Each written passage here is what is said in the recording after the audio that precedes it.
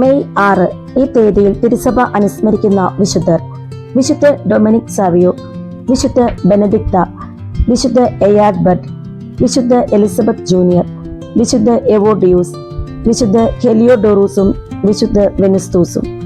വിശുദ്ധ Dominic Savio 1842-1857 കാലഘട്ടത്തിലാണ് വിശുദ്ധ ഡൊമിനിക് സാവിയോ ജീവിച്ചിരുന്നത്. 1842 ഏപ്രിൽ 2-ാം തീയതി ഇറ്റലിയിൽ റീവ എന്ന പ്രദേശത്ത് ചാൾസ്, ബ്രിജീത്ത എന്നീ ദരിദ്ര മാതാപിതാക്കന്മാരിൽ നിന്ന് ഡൊമിനിക് ജനിച്ചു. അനുസരണയിലും സ്നേഹത്തിലും അവൻ വളർന്നു. കുട്ടിയായിരുന്ന ഡൊമിനിക് മാതാപിതാക്കന്മാരോട് പ്രദർശിപ്പിച്ചിരുന്ന സ്നേഹത്തിന്റെ ഒരു ഉദാഹരണം നമുക്ക് നോക്കാം. തൊഴിൽ കഴിഞ്ഞു വരുന്ന പിതാവിന്റെ കയ്യിലോ കഴുത്തിലോ പിടിച്ചിട്ട് അവൻ പറയും: പ്രിയ അപ്പ, അപ്പൻ വളരെ ക്ഷീണിച്ചുവല്ലേ? അപ്പൻ എനിക്ക് വേണ്ടി കഠിന വേല ചെയ്യുന്നു. ഞാൻ അപ്പന് ഒരു അസഹ്യ ഹേതുവാണ്. അപ്പനും അമ്മയ്ക്കും ആരോഗ്യം തരാനും ഞാനൊരു നല്ല കുട്ടിയാകുവാനും ദൈവത്തോട് പ്രാർത്ഥിക്കും. വീടിനുള്ളിൽ കയറി കഴിയുമ്പോൾ ചെറിയ കാര്യങ്ങളിൽ അവൻ അപ്പനെ പരിചരിക്കും.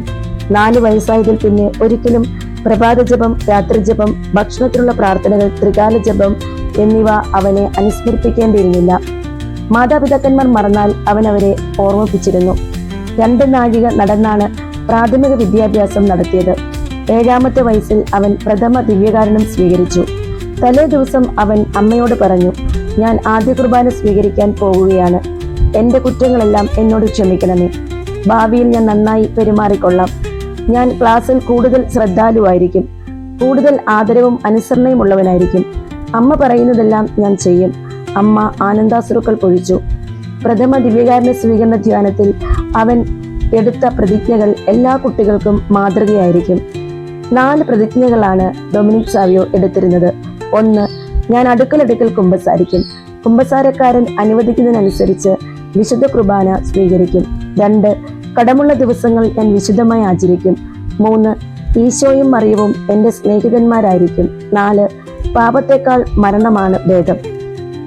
10-ാമത്തെ വയസ്സിൽ വീട്ടിൽ നിന്ന് ദിനംപ്രതി 14 കിലോമീറ്റർ നടന്ന് കാസ്റ്റൽനോവയിൽ പഠനം ആരംഭിച്ചു. 1852 സാവിയോ കുടുംബം മോന്തോനോയിലേക്ക് താമസം മാറ്റി.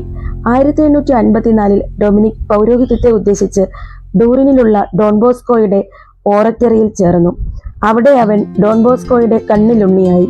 അക്കൊല്ലമാണ് ദൈവമാതാവിന്റെ അമലോത്ഭവം വിശ്വാസ സത്യമായി പ്രഖ്യാപിച്ചത്. അന്നത്തെ ആഘോഷങ്ങൾ കഴിഞ്ഞപ്പോൾ ഡൊമിനിക് ഉരുവിട്ടു: ഓ മറിയമേ, എൻ്റെ ഹൃദയം അങ്ങേക്ക് തരുന്നു. അതെന്നും നിന്റേതായി സൂക്ഷിക്കണമേ. ഈശോ മറിയമേ, എൻ്റെ സ്നേഹിതരായിരിക്കണമേ. അധികാരികളുടെ അനുവാദത്തോടുകൂടി അമലോത്ഭവ ഭക്തി പ്രോത്സാഹിപ്പിക്കുവാനായി 1856 ഡൊമിനിക് ഒരു സൊഡാലിറ്റി സ്ഥാപിച്ചു.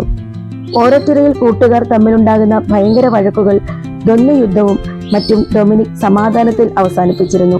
പഠനത്തിൽ സാമർഥ്യമില്ലാത്തവരെ ഡൊമിനിക് സഹായിച്ചിരുന്നു. അന്യർ ചെയ്യുന്ന കുറ്റം അവന്റെ തലയിൽ ആരോപിച്ച് ശാസിക്കപ്പെട്ടാലും അവൻ സ്വയം നീതീകരിച്ചിരുന്നില്ല.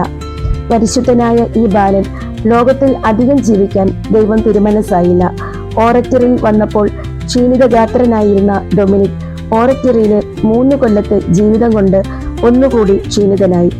ഡോൺ ബോസ്കോയുടെ ഒരു സ്നേഹിതൻ ഡോക്ടർ വല്ലൗരി കുട്ടിയെ പരിശോധിച്ചിട്ട് ഡൊമിനിക്കിന്റെ ജീവിത രീതി മാറുന്നത് നന്നായിരിക്കുമെന്ന് പറഞ്ഞു. വളരെ വ്യസനത്തോടെ അവൻ സ്വഭവനത്തിലേക്ക് പോയി. അവിടെ മരണത്തിനുള്ള ഒരുക്കമായിരുന്നു കുട്ടിയുടെ പ്രത്യേക ഭക്തി. 1857 മാർച്ച് 9-ാം തീയതി ഡൊമിനിക് സാവിയോ മരിച്ചു.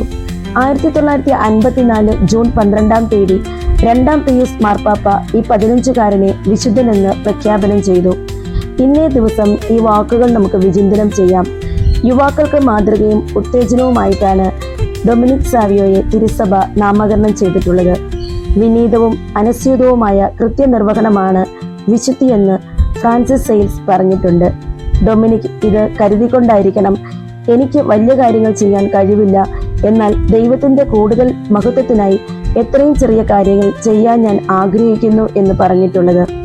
വിശുദ്ധനായ ഡൊമിനിക് സാവിയോയെ വിശുദ്ധരാകാൻ പ്രാർത്ഥിക്കുന്ന, പ്രയത്നിക്കുന്ന എല്ലാവർക്കും വേണ്ടിയും പിതാവായ ദൈവത്തോട് നിരന്തരം മധ്യസ്ഥം വഹിച്ച് പ്രാർത്ഥിക്കണമേ.